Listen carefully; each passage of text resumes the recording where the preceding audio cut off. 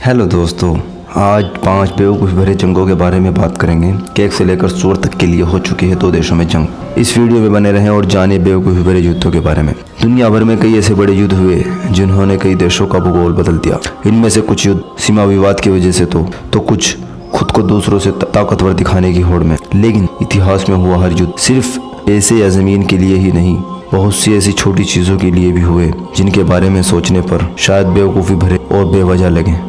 ये युद्ध कुछ ऐसी चीज़ों के लिए हुए जिसके बारे में जानकर आप तंग रह जाएंगे, शायद हंसेंगे।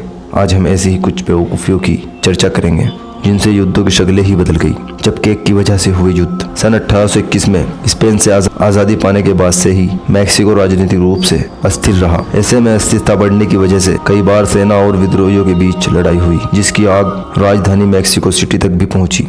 उसी दौरान शहर में मौजूद एक फ्रेंच पेस्ट्री की दुकान पूरी तरह बर्बाद हो गई। घटना के बाद फ्रेंच पेस्ट्री का मालिक बहुत नाराज़ हुआ और उसने मैक्सिकन सरकार से अपनी बर्बाद दुकान की भरपाई करने की मांग की। चूँकि देश गृहयुद्ध की वजह से झुलस रहा था, ऐसे में सरकार ने उसकी मांग को नज़रअंदाज कर दिया। ऐसे में बावर्ची ने सीधे फ्रेंच के राजा से मदद की गुहार लगाई। मदद की सूचना मिलने के बाद फ्रांस के राजा ने मैक्सिकन सरकार को पेस्ट्री ओनर के नुकसान का भुगतान करने का आदेश दिया, जिसे मैक्सिकन सरकार ने देने से इनकार कर दिया। इसके बाद वर्ष 1838 में फ्रांस नौसेना ने अमेरिका में मदद मिले जहाज़ों से मैक्सिको की खाड़ी में नाकाबंदी करना शुरू कर दिया। जब नाकाबंदी से कोई ठोस परिणाम नहीं निकले तो फ्रांस ने मैक्सिको पर बमबारी शुरू कर दी। बेहतर तरीके से संगठित होने की वजह से कुछ दिनों के भीतर फ्रांस ने मैक्सिको की नौसेना पर कब्जा कर लिया, लेकिन ज़मीन पर मैक्सिको की सेना मजबूती से अड़ी रही। 4 महीनों तक चले इस युद्ध में जब मैक्सिकन सरकार ने फ्रेंच पेस्ट्री के ऑनर को मुआवजा देने को राज़ी हो गया, फ्रांस की सेना वापस लौट गई।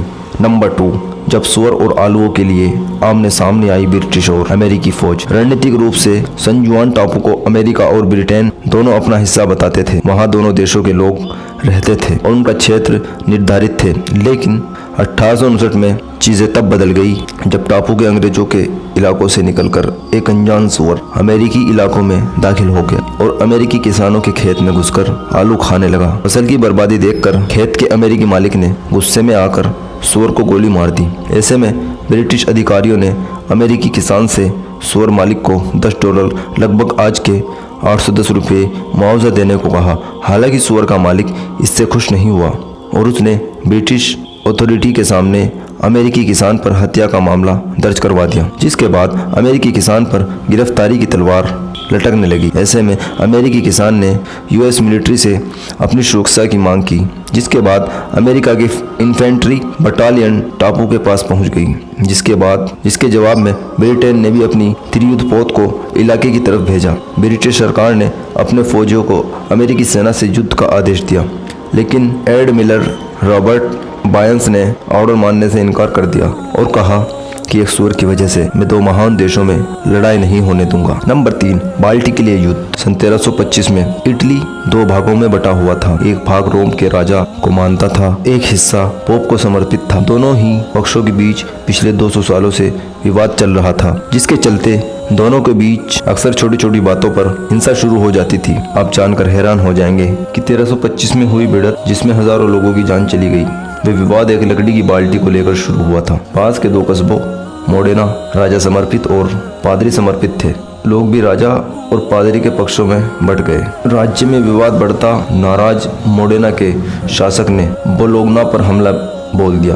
विवाद में दोनों ही पक्षों ने एक दूसरे के इलाकों को तहस नहस कर दिया। इस बीच मोडेना के सैनिकों को बोलोग्ना क्षेत्र में हुए पर एक बाल्टी मिली, जिसे वो अपने साथ लेकर चले गए। इसके बाद बाल्टी वापस पाने के लिए पोप समर्पित बोलोग्ना ने मोडेना के खिलाफ युद्ध घोषित कर दिया। पोप ने बोलोग्ना के समर्थन में युद्ध के लिए 3000 सैनिक और 2000 घुड़सवार सैनिकों की टुकड़ी भेजी, जिसके जवाब में राजा ने भी युद्ध के लिए 5000 सैनिक और 2000 घुड़सवार भेजे। काफी महीनों तक चली इस लड़ाई में 2000 से ज्यादा सैनिकों की जान चली गई और मोडेना की आखिरकार जीत हुई एक पार्टी को लेकर। नंबर 4, सोने के स्टूल के लिए जंग। अशांति किंगडम, जो फिलहाल मॉडर्न घाना का हिस्सा है, कभी ब्रिटिश साम्राज्य का हिस्सा हुआ करता था। सन 1896 में जब वहाँ के राजा प्रेमपेह ने अंग्रेजों के अधिक काम करने से इनकार कर दिया तो ब्रिटिश ने बलपूर्वक उनके साम्राज्य को अपने संरक्षण में ले लिया। हालांकि अशांति साम्राज्य के लोग आसानी से हार नहीं मानने वाले थे और लगातार अंग्रेजों के खिलाफ लड़ते रहे। उस दौरान अशांति साम्राज्य में एक गोल्डन स्टूल हुआ करता था जिसे सत्ता का प्रतीक माना गया। ऐसा माना गया कि अशांतियों के पहले राजा के चरणों में यह स्टूल आसमान से गिरा, जिसे अशांति राष्ट्र की आत्मा कहा गया। इस पर बैठने का अधिकार किसी को नहीं था, लेकिन सन 1900 में गोल्ड कोस्ट के ब्रिटिश गवर्नर सर फ्रेडरिक हॉक्सन ने इस पर बैठने का फैसला किया। इसके बाद अशांति लोगों और ब्रिटिश सेना में जंग शुरू हो गई, जिसमें 2000 अशांति लोग और 1000 ब्रिटिश सेना के लोग मारे गए। ये युद्ध 6 महीनों तक चला। ऐसे में क्वीन मदर और गेट कीपर अशांतेना ने स्टूल को अपने कब्जे में लेकर छुपा दिया। इसके बाद इस स्टूल का कुछ पता नहीं चला। हालांकि सालों बाद इसे मैरिमोनियल होम में संग्रहित कर दिया गया।